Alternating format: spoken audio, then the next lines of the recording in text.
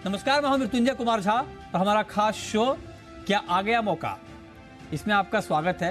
और क्या आ गया मौका से मतलब हमारा क्या गोल्ड में खरीदारी का मौका आ गया है, क्या गोल्ड खरीदने का वक्त आ गया है, या अभी गोल्ड में थोड़ा आपको और इंतजार करना चाहिए, थोड़ा गोल्ड का भाव और कम होगा। इसी पर हम बात करेंगे और आपको बताएंगे कि अब गोल्ड में बाइंग को लेकर के आपकी प्लानिंग क्या होनी चाहिए। अगर आप निवेश के लिहाज से लेना चाहते हैं, या आप ट्रेड के लिहाज से लेना चाहते हैं, या फिर आप कंज्यूमर हैं, आपको ज्वेलरी खरीदनी है, तब आपको क्या करना चाहिए। और इसलिए हमने 3 अलग अलग तरह के एक्सपर्ट बुलाए हैं।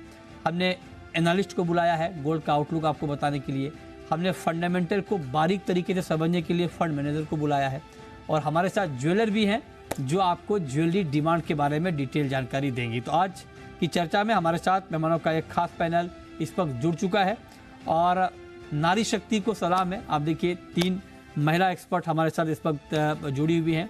हमारे साथ हैं वंदना भारती एसएमसी ग्लोबल की, गजल जैन है हमारे साथ क्वांटम एएमसी की, और साथ ही तानिया रस्तोगी हैं हमारे साथ जुड़ रही हैं लखनऊ से जुगल किशोर ज्वेलर्स की। तो आप तीनों का बहुत बहुत स्वागत है आज की इस चर्चा में। वंदना जी, आप तो मार्केट को डे टू डे में भी ट्रैक करती हैं, आप जरा बताइए, अगर मैं आपसे डायरेक्ट ये पूछूं कि क्या अब वक्त आ गया है कि गोल्ड में बाइंग की जाए, तो आप क्या कहेंगी? मृत्युंजय जी, मुझे लग रहा है कि थोड़ा सा करेक्शन अभी ड्यू है यहाँ पे, और एक साइकिल की तरह बन रहा है। पहले तो ये है कि जो सेफ हेवन बाइंग यहाँ पे गोल्ड भी कंसिडर किया जाता था, वो भी इन्वेस्टर्स के लिए नहीं है।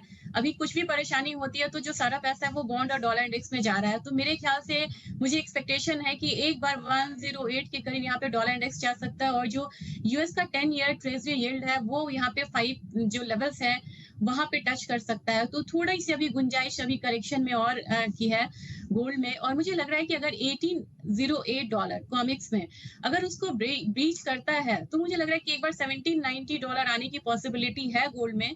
एमसीएक्स में मुझे लग रहा है कि प्राइसेस एक बार 55,800 की तरफ आने की कोशिश करेगा, लेकिन ये यहाँ से बहुत ज्यादा डीप फॉल नहीं है। तो जिन्हें फिजिकल में खरीदना है उसके लिए ये 1000 या 500 पॉइंट बहुत ज्यादा यहाँ मायने नहीं रखते हैं, वो यहाँ पे खरीद सकते हैं। लेकिन जिन लोगों को फ्यूचर्स मार्केट में यहाँ निवेश करना है या ऑप्शन में, वो इन लेवल्स को ध्यान में रख सकते हैं। और मुझे लग रहा है मृत्युंजय जी, जितने शार्प ट्रिगर के साथ गोल्ड में फॉल आया है, अगर इक्विटी में थोड़ा भी डाउन टर्न आता है तो ये जो फॉल है ये फिजिकल बाइंग को तो बढ़ाएगा ही, लेकिन हमें ये चीज ध्यान देना होगा कि भले ही ये इन्वेस्टर्स का हॉट फेवरेट डेस्टिनेशन नहीं रहा हो, लेकिन सेंट्रल बैंक सालों से लगातार यहाँ पे गोल्ड खरीद रही है, वो एक सपोर्ट रहेगा। ईटीएफ बाइंग आती है यहाँ पे। तो मेरे ख्याल से जो हम दिवाली के बारे में बोलते हैं ना कि दिवाली तक गोल्ड 60,000 जा सकता है, 61,000 जा सकता है, तो मुझे लग रहा है कि अगर यहाँ पे बाइंग आएगी तो बड़ी क्विक बाइंग यहाँ पे आ सकती है।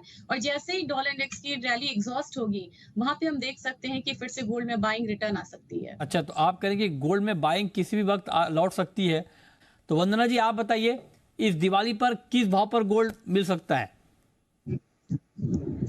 मृत्युंजय जी, मुझे लग रहा है कि यहाँ से एक करेक्शन अभी आएगा, 2 से 3% का आएगा, और नीचे की तरफ हो सकता है कि 56,000 55,800 के प्राइसेस यहाँ पे आते हुए दिखे। लेकिन वहां से एक बाउंस आएगा, और मुझे लग रहा है कि इक्विटी में भी एक करेक्शन ड्यू है। तो दिवाली तक मुझे लग रहा है कि एक रेंज में यहाँ पे बता सकती हूँ आपको कि 59,200 से लेके 59,800 तक, या फिर 60,000 तक एक लेवल्स जो है वो वहां पे आता हुआ दिख सकता है। अगर यहाँ पे इक्विटी में फॉल आती है तो मुझे लग रहा है कि एक क्विक रिकवरी जो है वो गोल्ड में आपको देखने को मिलेगा। अगर जरा सा हम ध्यान दें तो 2019 वो यहाँ पे इंडेक्स के बाद पे आया। अगर इक्विटी मार्केट में फॉल आता है यहाँ पे, तो उसके बाद एक रिएक्शन यहाँ पे आएगा और बाइंग रिटर्न आएगी इस काउंटर में।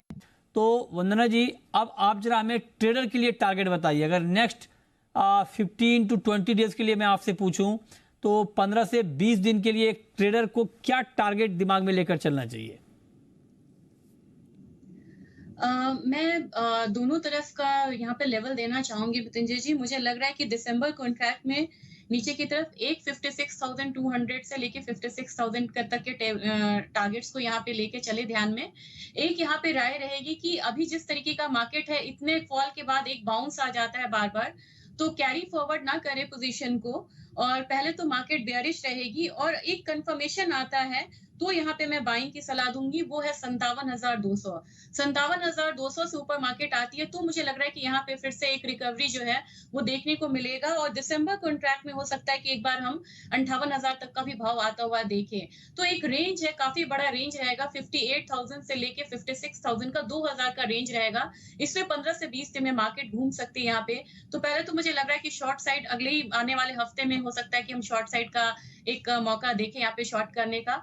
और जो भी यहाँ पे हायर साइड मिलता है, यानी कि अगर लेवल्स की बात की जाए तो 56,750 के करीब मैं सेलिंग की सलाह दूंगी। 56,200 का टारगेट होगा यहाँ पे।